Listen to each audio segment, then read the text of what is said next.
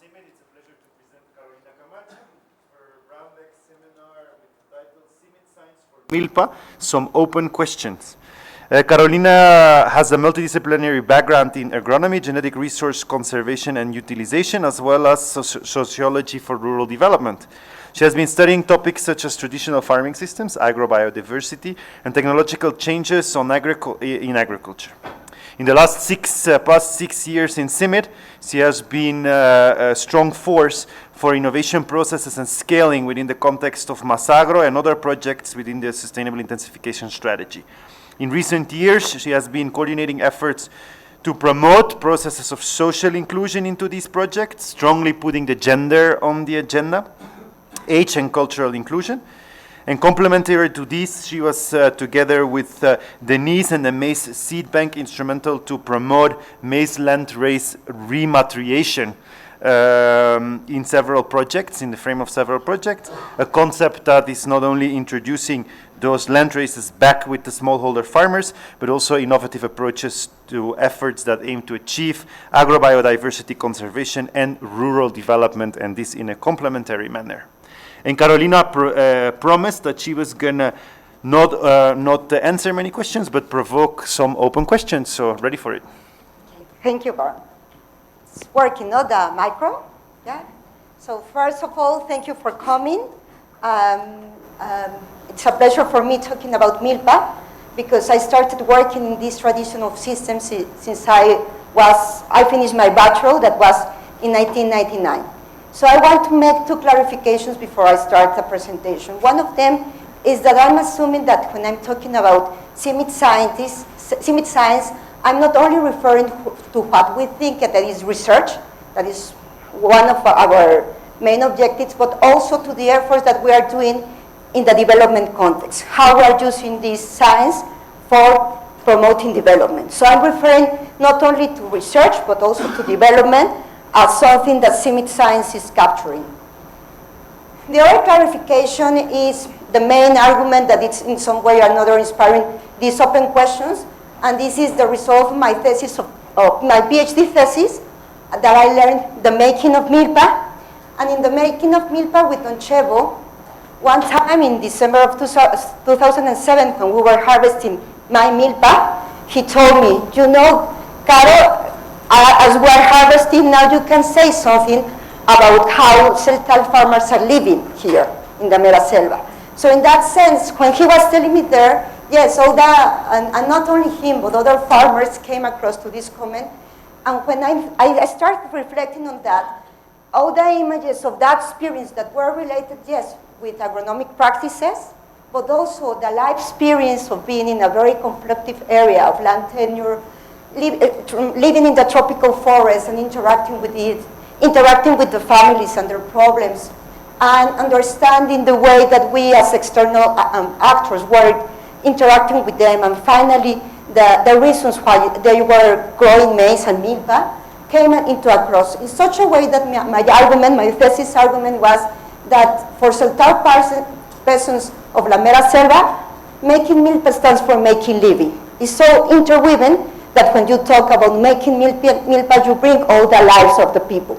So in that way, inspired by that, I come with three questions for CIMMYT as community. No? That are open questions that I also have for myself, and I want that I will try to be fast, only clarifying what I'm referring with each question, for we have an opportunity to discuss on that.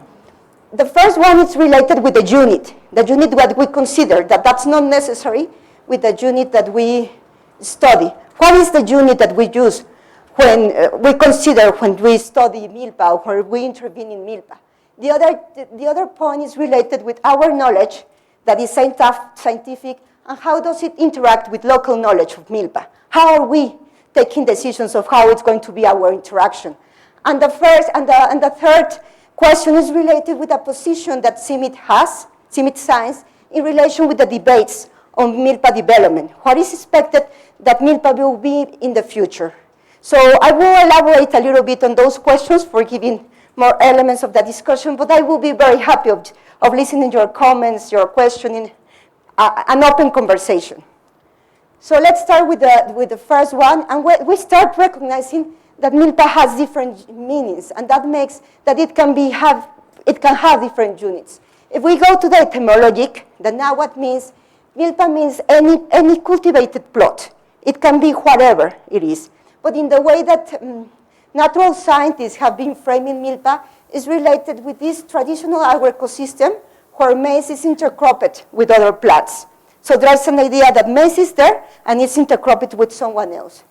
For social science, milpa implies a family endeavor in which production activities that is related with the way that people make a living are interwoven with reproduction activities related with our culture, our identity, the way that we are. In such a way that if we come to the detail in the plot unit, we refer to this intercropping that is maize together with beans, with squash, and with quelites, and with other crops, and how we study the interaction between them in relation with the distance, with all these types that in some way or another Santiago is doing, no? But it's also recognizing that there are different types of milpa. So when I started my professional life in 1999, and I knew the milpa maya of Yucatan, and I went to in 2005-07, to the Celtal milpa, they were completely different, and the logic were completely different. And now recently that we were able to work with the milpa in Guatemala, that milpa is a completely different story. So how much we take into consideration how the context that historical is framing all these milpas. The other unit to take on consideration is the farm unit. So the milpa is one of the spaces in which these farmers are working. So when we talk about them, we can have the milpa, but we have also plots in which they grow only beans, they have their cattle, or sugarcane for having their own sugar, or the home garden, no? When we work, study, research on milpa, are we considering this unit, or we're considering this unit that I consider the livelihood unit, in which the milpero is not only the farmer, but it's also his wife that is the one who is processing the maize that is that.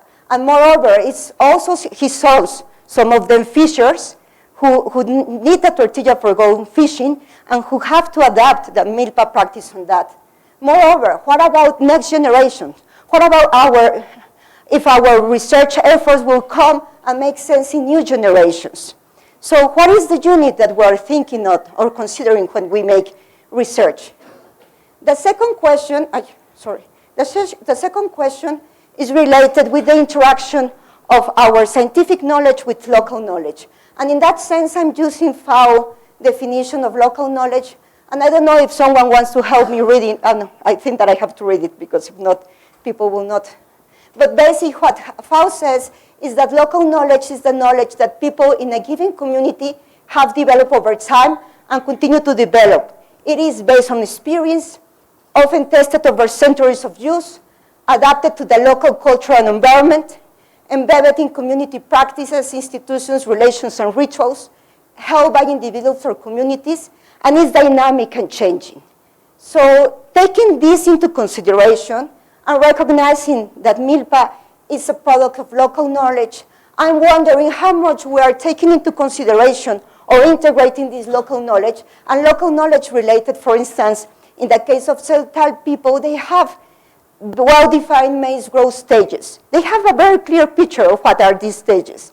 Or all the knowledge that is related with the cultivation and the post-harvest practices. How much are we considering that using what ethnobiologists have been developed as methods?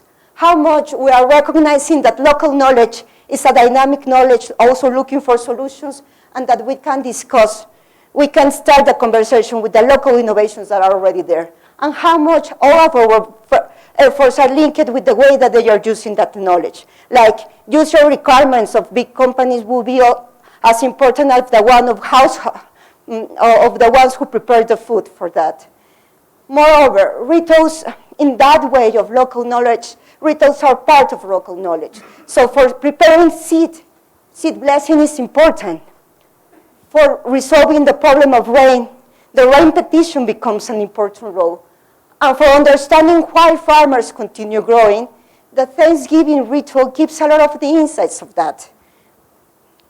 Finally, it's a topic about the recognition of the contribution of local knowledge. One of the very conflictive issues about local knowledge and the claims is that it has not received the benefits that have been generated like that. And one of those is related with all these rich land races. So how much of the richness of these land races that can solve problems like the tar spot or the drought that now we're doing in Matsagro, how much these communities that develop these land races are getting benefit for that. So how we are relating with local knowledge about that. Moving to the last question about development, I will make a simplification about two positions of development. One of them, and people who have been discussing development and going into development, they have been saying that development has two positions that are related with the encounter between West and the natives, the Native Americans. Some of the West people thought that the indigenous people were uncivilized, and that discourse of trying to get out of the discourses of progress, civilization, and after that come with the discourse of modernization. In that sense, the milpa becomes the reason why peasants are marginalized.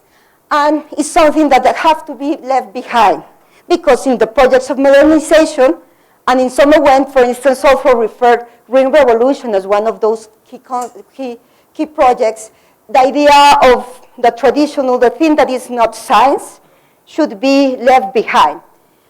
The other side of West that came into the relation with the American encounter that was this idea of the noble savage. This savage that stayed in the paradise after Adam and Eve left, and that they know how to manage the environment. They know how to manage the ecosystem. They are good environments. And in that sense, they recognize that the practice of, in this case of milpa, is a strategy of cultural resistance. Also, that is the base for alternative ways of thinking development. Thinking on that and elaborating a little bit more in those debates, I would like to give this as an example. For instance, when we were studying how milpa has been in Guatemala, we found that there were different periods. No? During the pre-Columbian time, the milpa was the main farming system. And indigenous people were able to move from the highlands to the lowlands to be able to provide themselves food.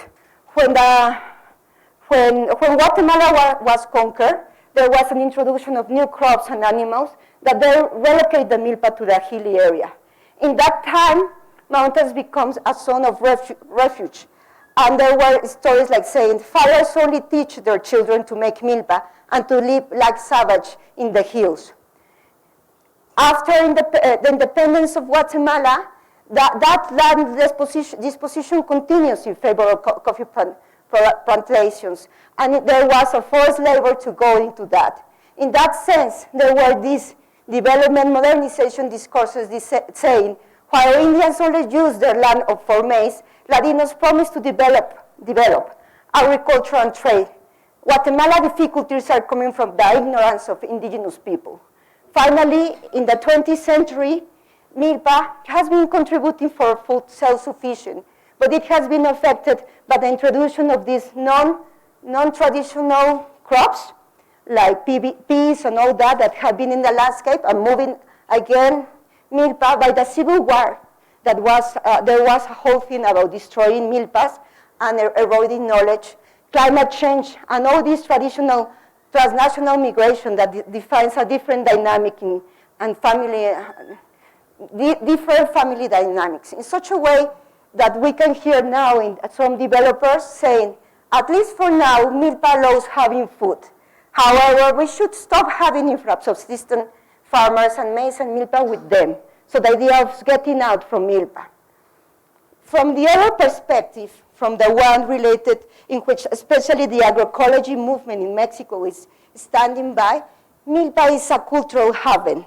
And in that, I'm referring that when there was this encounter with the Spanish, all the rituals that were happening in the temples moved to the milpa. So all those practices are part of their identity and are the space in which they receive a haven for keeping the culture. So how important is that we consider that element? Moreover, in Mexico, maize and milpa is a political flagship in which there are claims about the possibility of having another words in which all the words fit, different ways of thinking, and the way of thinking, another way of development, a way of development that is not necessarily related with the modernization discourses. Coming back, perhaps, not only for them, but listening to farmers, that recently we did a very beautiful work, I would like to read this one. Here you are your own boss. You are the one who gives orders to yourself. You work, but you have freedom. You make your milpa. You plant your maize and chili. And later you harvest things that you need for your household. And you live in your community. You are free. So what is the CIMMYT research position about these debates? And coming back to that, open questions and answers are very welcome. I'm elaborating them a little bit more. What is the milpa unit? Are we talking that we consider the plot, the ecosystem, the livelihood? How does CIMMYT knowledge is interacting with this local knowledge? Are we integrating it? Are we valuing it? Are we recognizing and sharing the benefits? What is the position that CIMMYT science in relation to the debates on milpa development? Where is CIMMYT in relation to that? Are we, because people link us with a modernization discourse, are we taking any position related with this agroecologic position? Thank you.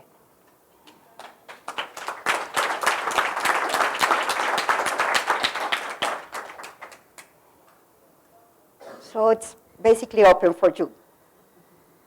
Mm-hmm. Can I throw back a question to you? Yeah, of course. Carolina, very interesting and militant at the same time, I like it. But a question to you, what do you think is the role of CIMMYT in that? You as a scientist, individual, because listening to you, maybe we shouldn't be there at all. I will say that CIMMYT as a research center, and thinking that science embraces different ways of thinking, has been embracing me. It's like I'm now talking to you about this. And my extreme scenario will be that Olaf decide to fire me because I'm saying these kind of things. Well, or, okay. I will have some, so I think that there's space for trying to do things different. Really, we have been making a lot of claims of our contribution to green revolution, but we didn't stay with that. We have been moving forward. My question will be how much forward we want to move, how open we are to try to do things in a different way. And for me, this is an opportunity to discuss that. Can I go a bit further in the question? I think, yeah, the interface, I mean, you have worked in those systems for a very long time, and you're passionate about it. You know also CIMMYT because you have been in CIMMYT for a while. What's our comparative advantage in working in those systems as CIMMYT? One of the things that I have been realizing about being in CIMMYT is the possibility of getting this exchange of knowledge. So processes of learning can be speed when you have this exchange of knowledge. The only thing that I think that it's a big challenge is that we are very comfortable with our old practices and our old discourses. We are not really trying to come into the discussion. It's easier to come to the previous that move forward. But for instance, sustainable intensification is a good example. It starts as an agronomist in the wheat or the maize program, and from there you have been moving to consolidating a program. So I'm wondering how much a space of opportunity can be created, and I'm reminding that in the 1980s, after seeing that there were not anthropologists in CIMMYT, there was this introduction of anthropologists that started talking about participatory approaches and that started trying to do things in a different way. How much, as a scientific center, we have to move forward also in the way that we are doing science. I don't know. Okay, thanks, Caro. Basically, in relation to your three questions, I think the first one, yeah, there's not much discussion about it. It's basically farming systems, where do you draw the border? And so, yeah, whatever you consider milpa, if it's the plot, if it's the agro-ecosystem, if it's the livelihood, and so it has different implications. But I think the bigger questions are really in relation, yeah, to your two and particularly number three. And hearing you speak, you somehow do idealize a bit the status quo, yeah? And that is indeed links back to Bruno's question. Then, okay, if you think everything is perfect as is, yeah, why should we intervene? But then also you would perpetuate poverty, etc. So the really question back to you is then, how can research actually add, yeah, without being too disruptive, but how actually can you enhance the situation? If you're basically saying, yeah, we better not move in there because everything is great as is, it's a close agroecology, we perpetuate poverty, we keep everyone there as is, that is one scenario, but then you don't really have a role for research and development there. Yeah? So it would be thinking a bit beyond, yeah, what really is possible, what should we be doing in terms of Mazagro, Buena Milpa, etc. Yeah, because I mean this cuts across especially the Yucatan and other indigenous areas, yeah, where we have the milpa, even though the milpa has kind of transitioned as you were referring to, but it could transition a lot further.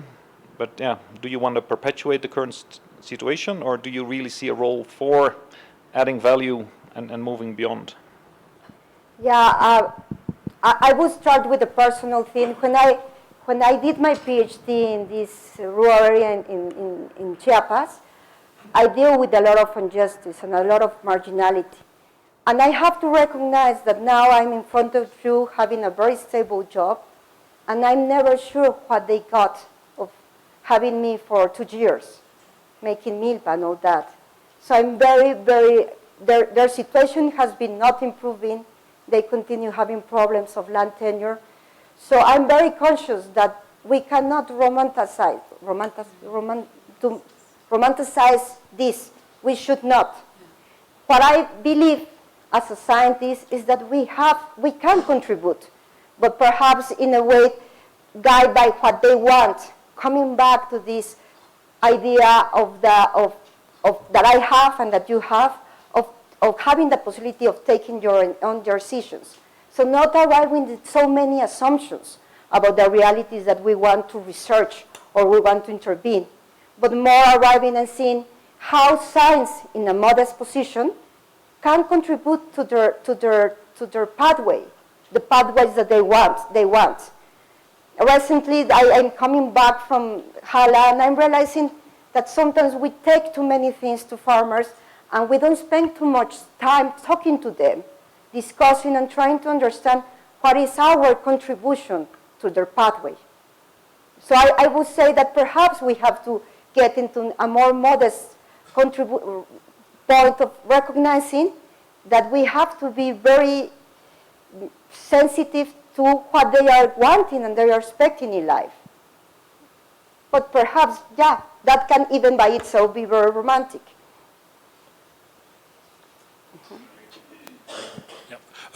I also wanted to ask you a question. You ask science, so I have, okay, this is a very innocent question. Have there been analysis made how a milpa system compares, if you would use other agriculture, in terms of how much protein you get per unit, how much calories you get per protein? This is certainly family-based. It will support a family, but you have 20 million people sitting in Mexico City. Could a milpa system also have a surplus? And how does it compare with normal production systems? So that's one question. And the second question is, do these people really want to have feedback and to optimize this? And in what areas could you optimize? If you come, you could change the maize varieties, which may be more productive or resistant. Is this even, do they even want this, or where are we? When you ask what could science contribute, what could science contribute to optimize it?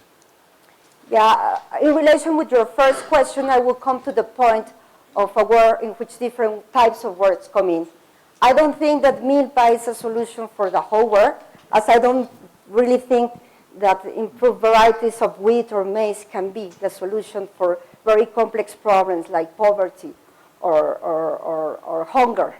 I don't really think that there's single solutions or what they call silver solutions. So I think, what I think is that milpa can be a solution for specific situations in which people want to keep the milpa. So I come back to this idea of they wanting to keep and because they value that system. And in that sense, it will depend on the challenges that appear there for defining how science can help them, but taking into consideration all this complexity. Perhaps as social scientists, we tend to talk too much on complexity, but it's important because simplification can be very risky. So assuming that there are silver bullets, I think that it's more dangerous than really recognizing a specific case solutions that can move forward. I think that, yes, they are willing to, and that's why there are projects, and that's why we can go with farmers, and they are willing to try new things. Sometimes the only thing is that sometimes I wonder why we don't ask them about their knowledge, why we are not asking them about the local innovations that they already have in there, and start with that and saying, well, if you are already using this strategy for controlling pests, how about this scientific knowledge for improving it? And in some way or another, agroecology has been standing on that, on saying, well, let's start understanding what you are doing, recognizing what you are already moving forward, and from there I start proposing you what science can contribute.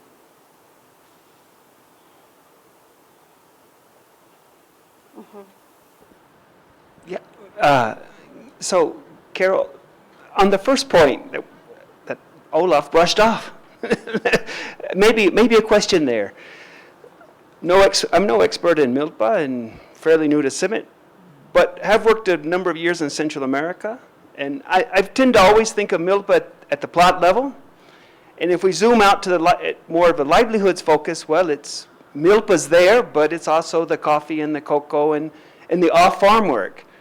So if we want to look at it from from the livelihood perspective, then I get a little nervous if I look at the slide and see CIMMYT, because maybe CIMMYT has something to offer. I think that's what we're discussing here. But if we really want to work at a livelihoods unit, it's a lot more than CIMMYT. So I guess the question becomes, why aren't we talking also, if we want to really talk about livelihoods and livelihood perspectives, it goes beyond CIMMYT, and that opens a door to what kind of partnerships do we need to start working on these systems and go beyond CIMMYT.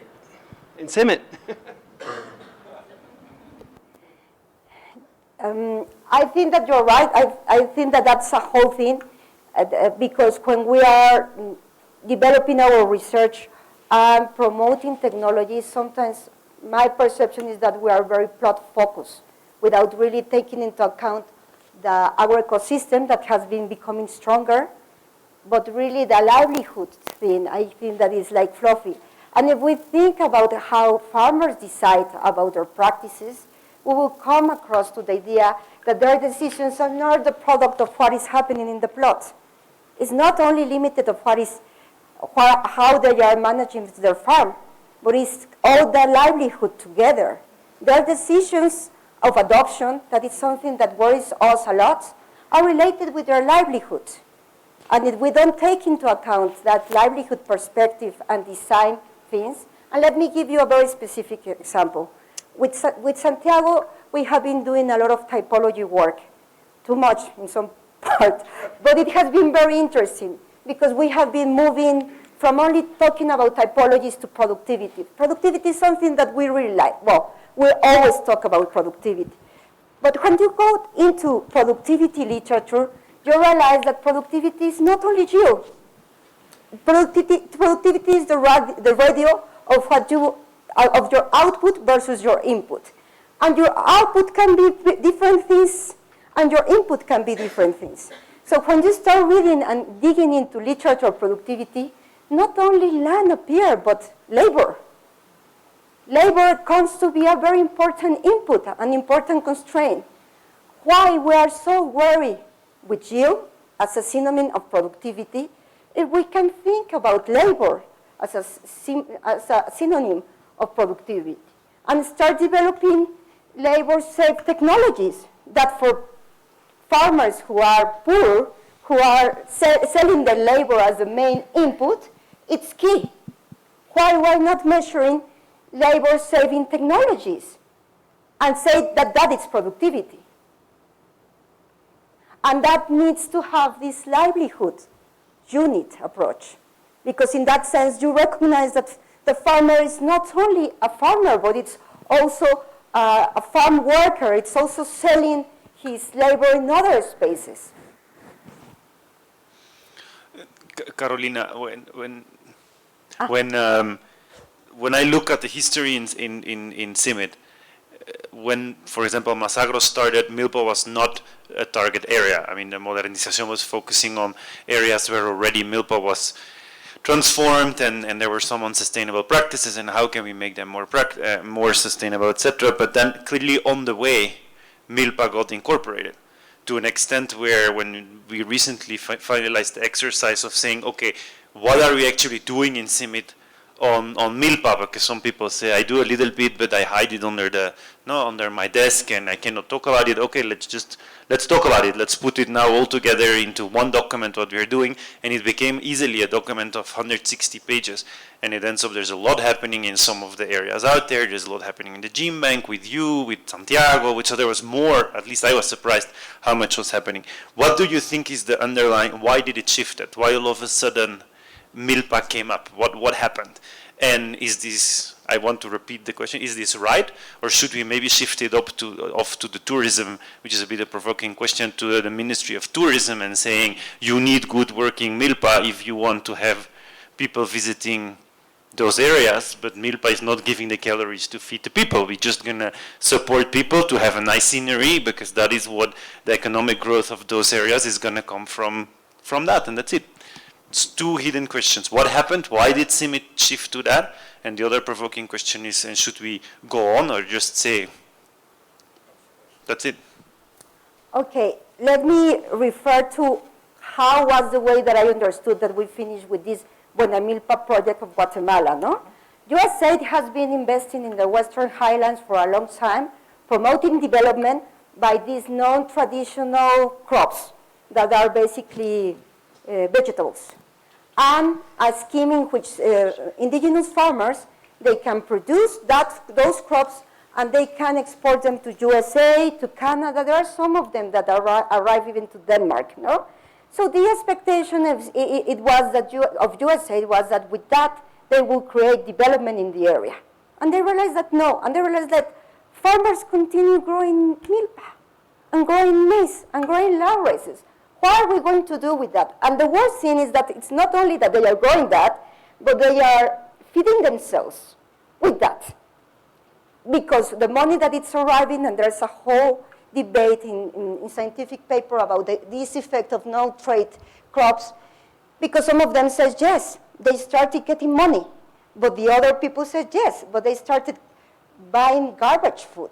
Their nutrition levels went down. The idea was that their nutrition would be improved. So, and they were having a good nutrition with the milpa system because it's a rich and diverse system. So, if I recall well, and you can correct me, Bram, because you are like that, why they call CIMMYT for Buena Milpa? Because they need to do something with the milpa that is linked with poverty. And one of the things that we are doing about systematization is this recognition that CIMMYT did something with milpa. An area that is so important to farmers that continue growing it, but that nobody in the development world, in the development arena, want to work on it because it's related with poverty. So in that sense, and coming back to your question, if it's important for people, I will sell it as a tourist object.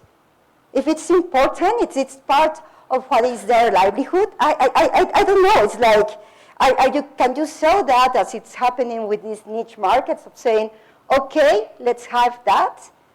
Let's sell that as a folklore. There's consider that. Or we have to ask them what to do. Let me come back to this one. For me, it's a very strong one that I really like. this guy who was a soldier. He had a very stable work as a soldier. But he didn't like that life as a soldier.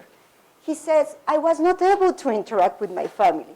I was receiving orders all the time. And just logically, if you are a soldier, what is your expectation, no? He wants to be free.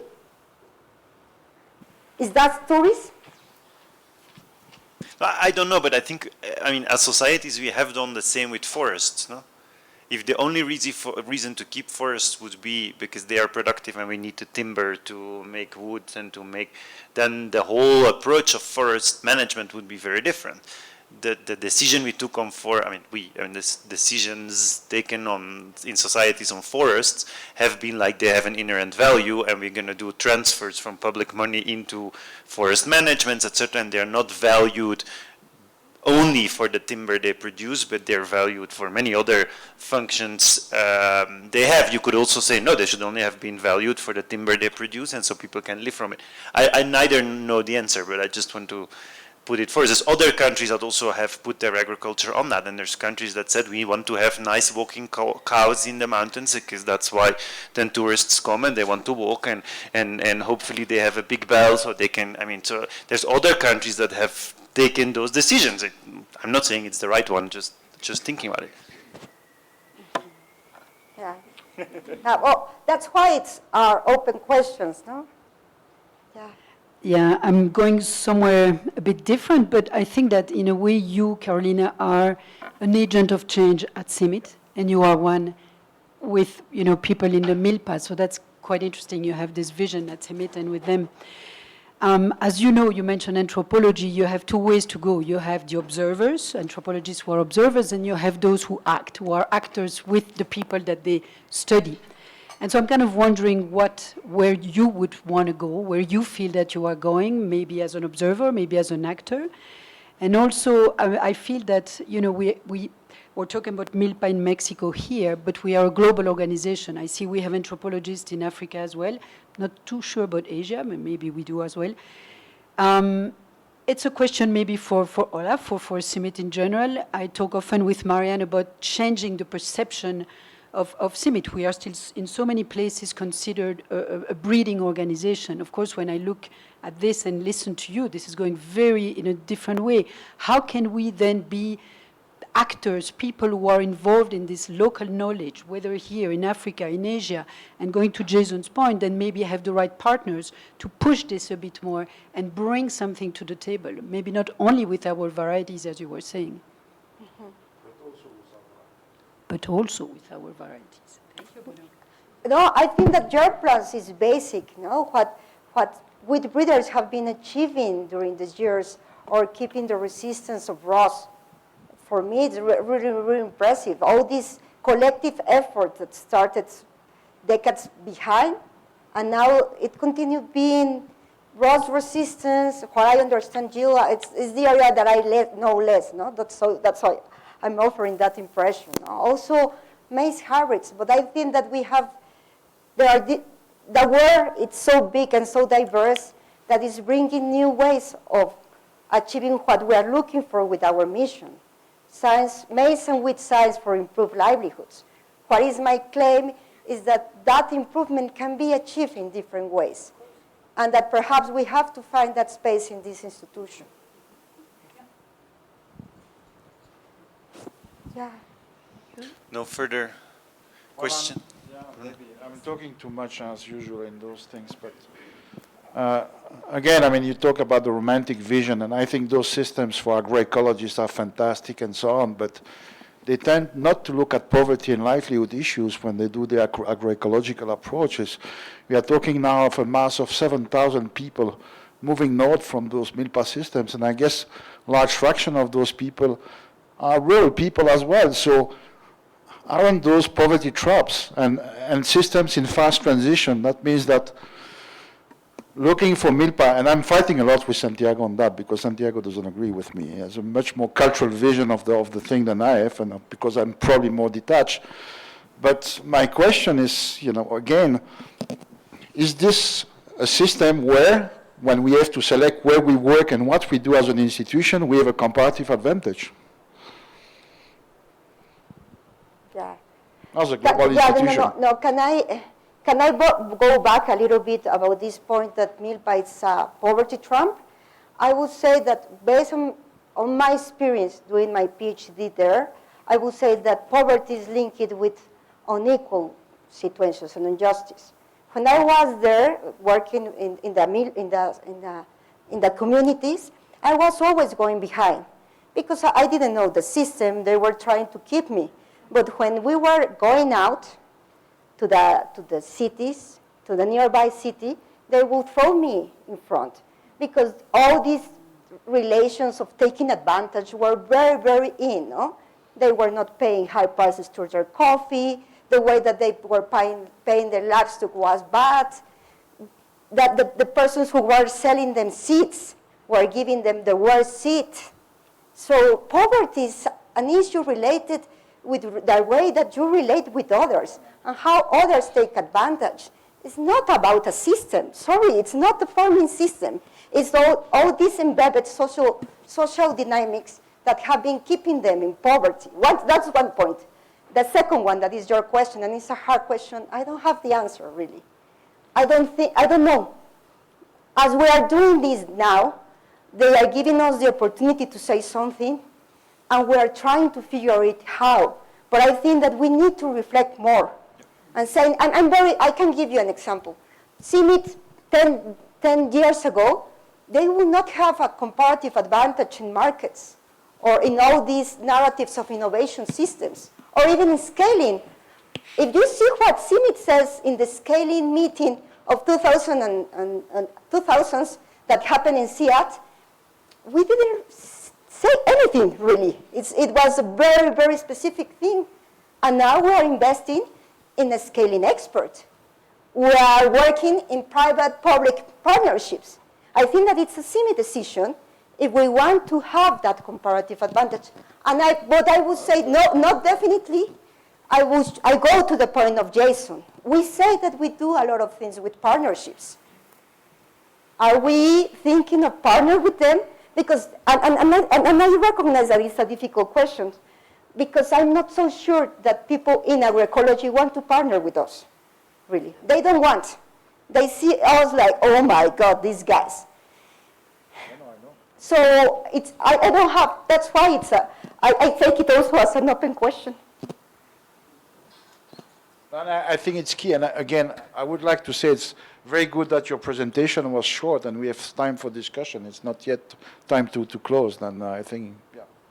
Mm-hmm.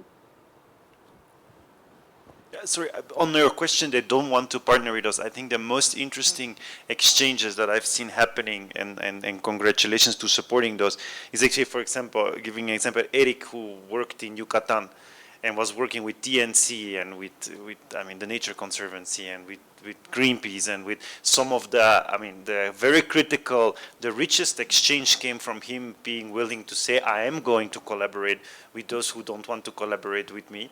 And find ways to do it. And today he's using some of that knowledge on integrated pest management, etc., back into Guanajuato and into Yucatan. So I think an opportunity to probably document some of the uneasy or the unease collaborations. Sometimes a collaboration where actually you don't feel initially all that comfortable. Maybe we tend too much to look for the common, and maybe sometimes the collaboration should also look for the opposite and see where you can get and decide what not to discuss to be able to discuss something. So any recommendations on those kind of new or different partnerships, and what tools to give, because there's many people out there that want to do it, but they expect tools to do it. Yeah, one of the things that have been happening to me now that I'm working with social inclusion and I'm trying to bring cultural inclusion, that's why I'm trying to bring cultural inclusion. It's that when I talk to other institutions, organizations that we are doing work on gender, people get very surprised and says, CIMMYT working on gender? Really? Are you doing something on gender? We're interested. We would like to know more. So I think that we don't really communicate a lot of the things, or the way that we communicate. We are also working with land races and all this rematration work that I would like to share with you in another moment. And I will say that that in some way or another, coming back to that, as you were surprised, we're doing things. Santiago has a whole connection with this agroecology movement in Mexico. So, and he is in CIMMYT with all what it can be done, say about that, no? And Martin has connections also with that, with Diego Flores, who is in that agroecology movement. So it's not that we are very, very far away. And I will come back to the question of our comparative advantage. If we come back to the idea that our mission is attending the poor, can we say no working on milpa?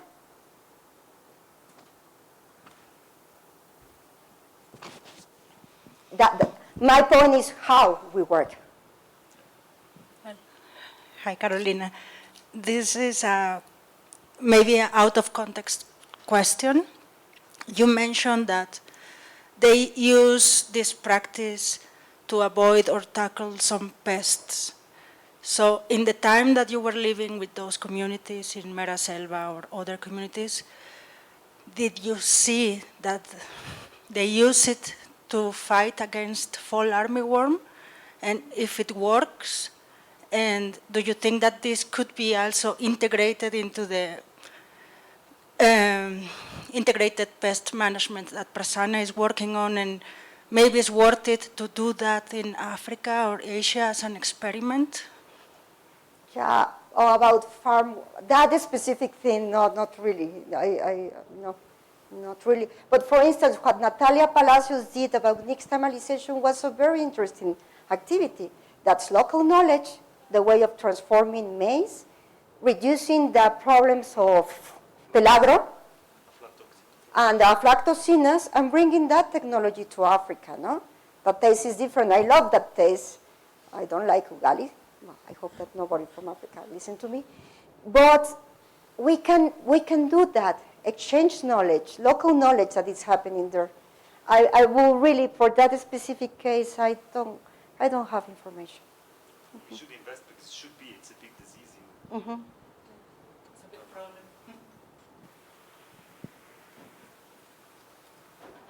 Okay, thank you very much. I think then that we can close. One more. Sorry. Sorry, I came in halfway, and I really enjoyed this discussion, because I think for us, you indicate many people see us indeed as a breeding organization. Of course, breeding is still super important, but we are way beyond now. And that's why we changed the mission 3 years ago into maize and wheat science for improved livelihoods. And we work through partners. We don't do this all alone, but I'm very happy that we have a strong social sciences team that approaches it from that way. Because we are still working for the smallholder farmers. And of course, we know technically what to do from 1 ton per hectare up to 9 or 10 tons per hectare, but that's not something like, there you go. Look in Africa, a big chunk of our work is there.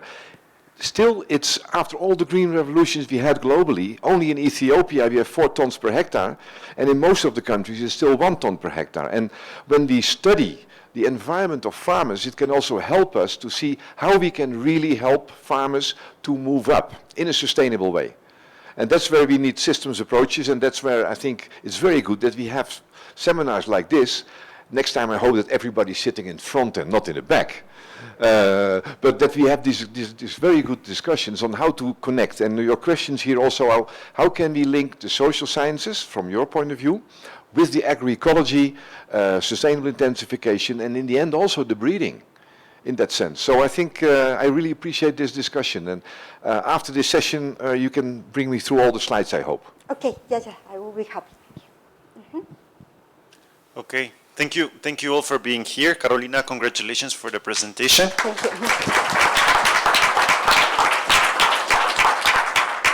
And like one said, don't give up. So one person said that, so don't give up. There's many out there ready to receive input, to receive tools, to use them in the different areas we work globally. So congrats for bringing different topics up. Thank you. Thank you to everybody.